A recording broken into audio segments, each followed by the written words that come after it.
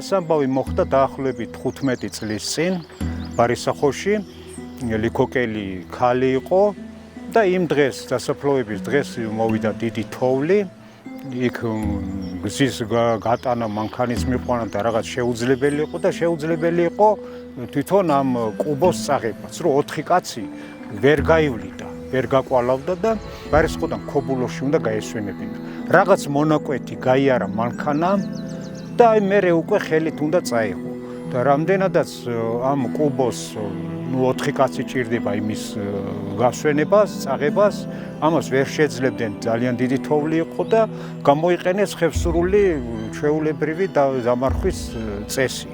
ეხლა ხევსურეთში ხის მასალა არ იყო და დამარხვა ხდებოდა ფარდაკით.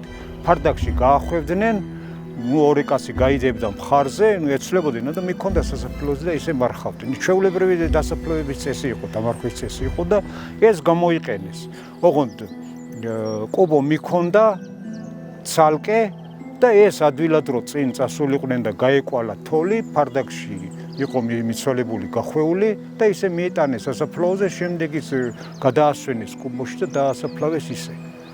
და აი ეს მომენტი აქვს გადაღებული ამ ფოტოგრაფს, რომელიც მას გადაიღო, როგორ მიასვენებენ ფარდაკში გახვეულ მიცვალებულს.